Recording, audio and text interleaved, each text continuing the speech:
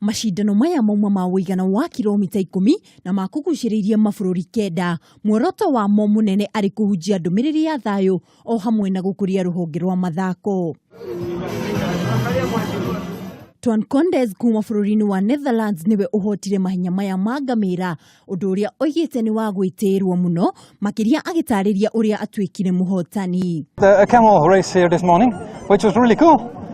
We started with a small with a group, and it was like people combined, and slowly but surely it was deforming, and there was a couple of camels in the front, and I was laying fourth, and in the end we overtook and kept on running, so we won.